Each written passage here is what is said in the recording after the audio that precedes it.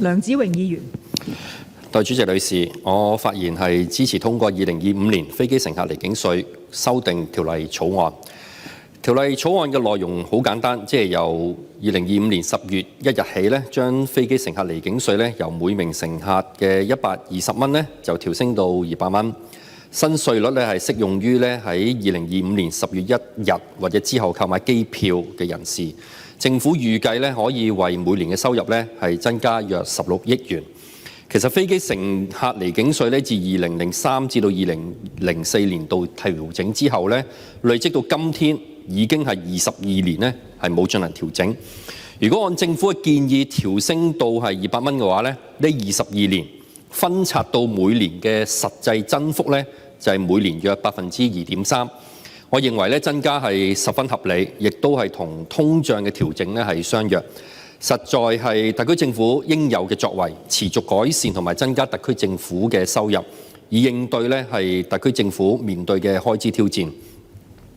其實現時根據飛機乘客離境稅條例，即係第140章咧，有若干類別嘅乘客咧係可以係獲得豁免咧繳付呢個飛機乘客離境稅嘅，包括就係12歲以下嘅人士啦，直接或者轉機過境嘅旅客啦。喺同一天之內咧，係乘搭飛機抵港或者同埋離港啦。另外就係乘搭車輛經港珠澳大橋或者乘搭係船舶抵達香港國際機場，並且其後咧係乘搭飛機離開香港前，一直都係停留喺限制區內呢啲嘅旅客。可見特區政府咧都有考慮個別人士嘅需要而作出相關嘅一啲豁免嘅情況。我相信特區政府已經聽到咧係社區人士嘅意見。並有可能咧就豁免繳付飛機乘客離境稅嘅機制咧，再進行優化。我期望咧特區政府盡快完成相關嘅修例工作。另外咧，條例草案有另一部分係比較重要啲嘅，就係優化嗰個流程嘅工作，以進一步咧係減少行政工作，確保咧政府嘅資源係有效運用，避免進行繁複嘅工作，進一步咧係降低咧政府嘅運作成本。即係根據現時嘅條例咧，航空公司同埋直升機嘅公司咧，係要協助特區政府向乘客咧收取飛機乘客離境稅，以及處理豁免同埋退款嘅申請。呢啲公司咧將收到嘅款項存入特區政府嘅帳目，成為收入嘅記帳。其後特區政府咧又要向呢啲嘅公司咧支付行政費，又有另一項嘅支出嘅記帳。因此咧，特區政府建議進行修訂，容許呢啲公司以扣除行政費之後咧，將有關嘅收入存入政府帳戶咧，從而簡化政府處理行政費嘅財務安排。我係完全係同意呢項嘅安排，簡化行政同埋財務嘅安排，節省特區政府嘅資源同埋成本，係作為智慧性政府同埋數字政府一個重要嘅工作。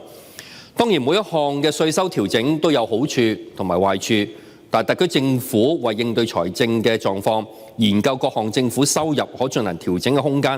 實實在在咧係做好一個負責任同埋有作為嘅政府。我希望咧市民同埋相關業界嘅朋友咧都要理性分析同埋評論。第一，我認為增加飛機乘客離境稅咧係唔會削弱航空樞紐嘅競爭力。香港特區作為國際金融中心，與內地連接係十分緊密。香港特區亦都係有好多個美景同埋旅遊勝地，總會有內地嘅同胞同埋外國人呢係喜歡香港。就算要支付飛機乘客離境稅，呢個開支都係佔咗一個好極少嘅部分，不足以咧影響係前往香港嘅決定。其他國家同埋地區咧都有類似嘅徵稅嘅措施，最重要嘅都係香港業界係咪可以進行持續嘅改善同埋改革，為香港無處不旅遊做更多嘅工作。更好宣傳旅遊香港嘅工作，持續咧係提升香港嘅吸引力。第二，我都十分明白旅遊業界人士嘅擔憂，增加飛機乘客離境稅可能會減低咧旅客離港，進一步咧影響旅遊業界同埋相關業界嘅發展同埋經濟收入。疫情之後嘅香港好多事情咧都係衝擊住旅遊業嘅復甦，但係埋怨同埋投訴咧都唔能夠咧改變現時嘅劣勢。政府同埋業界咧都應該係再加緊合作，做更多嘅建設，提升服務質素，舉辦更多盛事活動。我相信係一定可以咧建立到更好旅遊香港呢個目標，幫助業界咧改善營運同埋收入。